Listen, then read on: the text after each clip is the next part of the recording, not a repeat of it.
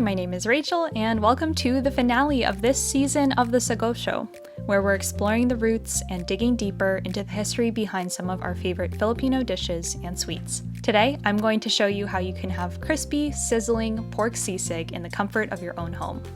When I lived on the East Coast, there were so many times that I craved sisig, but sometimes I'd make my way out to a Filipino restaurant and find that their rendition of sisig tasted markedly different from what I remember eating in the Philippines. So today I'm going to prepare sisig exactly the way that I like it, and that means adding all of the ingredients that I like, including pork snout and face, pork ear, pork belly, and chicken liver.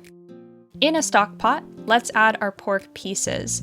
The pork face, including the snout and jowls, ear, and pork belly.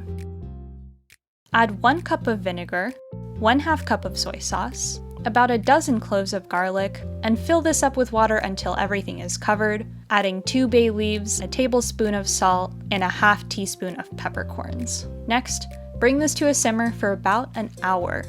Now, while this boils, I want to call out that the original version of sisig is said to not have had pork at all. It was more about the preparation of something with sour ingredients, and so the original version took the form of something like a papaya or guava salad with seasoning and vinegar. This version of sisig that I'm preparing today is said to come from the Philippines specifically during the time of American colonization, when it said that while the Americans were tossing out the pig parts that they didn't need, the pig offal, Filipinos were taking those unwanted pieces and turning it into something brilliant. You'll want to check the pork to see if your pieces are getting soft, and you can see here that they're a little bit tight, and here they are ready. We can remove it from the liquid, and we're gonna head outside to the grill for the second cooking of the pork. Here on the grill, my goal is to get our sisig nice and crispy. Some parts, like the pork belly, might get there faster than the other pieces, so just keep an eye on everything. While I try my very best to grill this, I want to talk about the topic of offal and organ meat. Here in the US, I don't think it's any secret that offal and organ meat is associated with, quote, the lower class, and in this case of the origin of sisig, those that were colonized. But another dark example in US history is that enslaved people were given organs and entrails, while of course, enslavers got prime cuts. We know too that there are regional specialties like scrapple in the mid-Atlantic that were brought by European immigrants.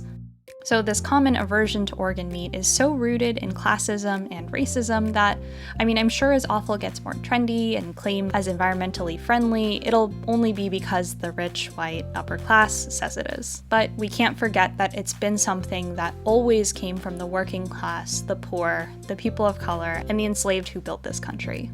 Back inside, we'll now need to chop everything into smaller pieces.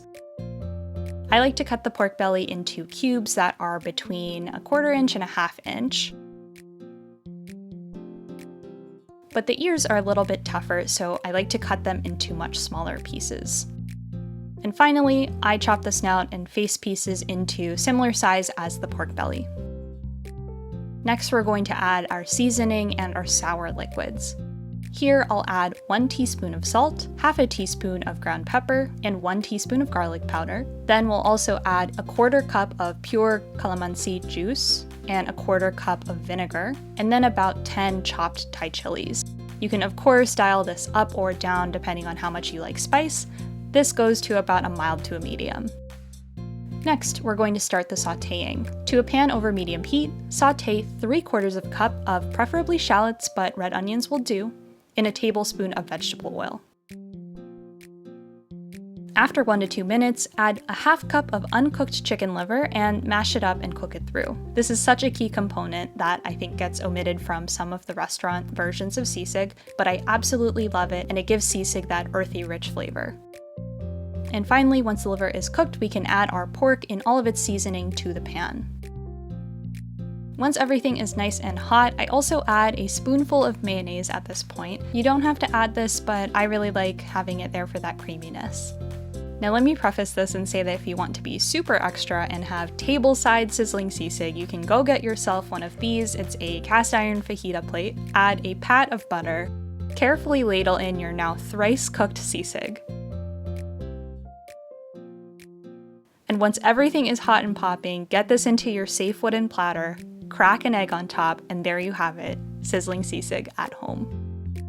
I'm legitimately proud of myself for making this, but it honestly tastes exactly the way that I wanted it to. And I've made it at least 4 times since filming this episode. And there you have it, my lucky number 13th episode of the Sago Show. And 2 seasons down, I want to thank you so much for watching me try to cook stuff on a portable stove in my kitchen and listen to my voice.